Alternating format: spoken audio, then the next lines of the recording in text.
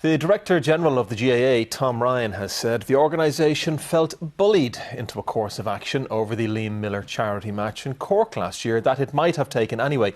His comments came in his annual report, which was published this morning. Well, our GAA correspondent, Marty Morrissey, is at Croke Park for us this lunchtime. Marty, what can you tell us? It's his very first document as Director General, first annual report, and it's quite wide-ranging and very positive in so many areas, like the new hurling championship and indeed the football championship as well. But as you mentioned in your lead-in there, one headline is the Liam Miller tribute game, and the quote in his annual report is that we felt we'd been bullied into a course of action that we might well have been taken anyway if given the chance. And Tom Ryan, the Director General of the GAA, joins me now. Tom, explain that feeling that you had of being bullied into that charity match in Páirc Uí Chaoimh.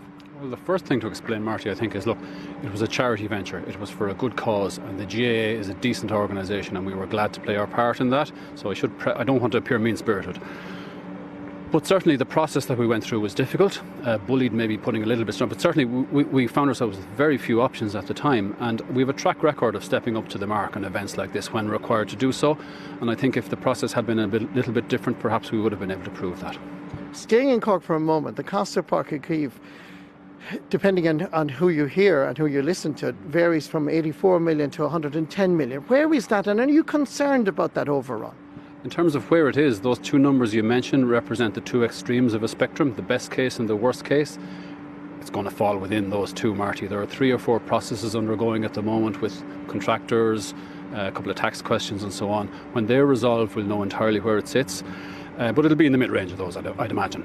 But more importantly, look, the finance is in place to fund the thing fully.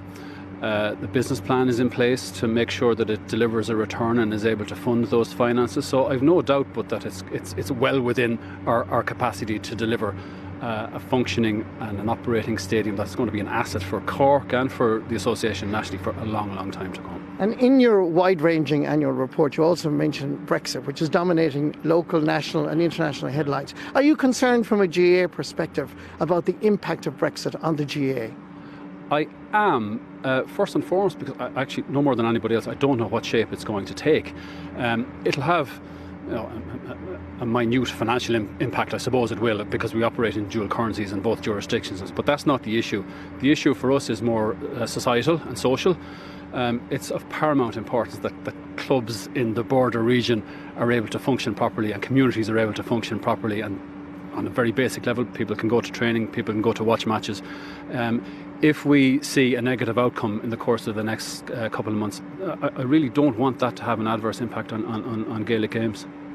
Tom Ryan, Director General of the GAA, thank you very much for joining us on the day when his first annual report comes out. From us here in Croke Park, it's back to you in Studio Ray. Marty.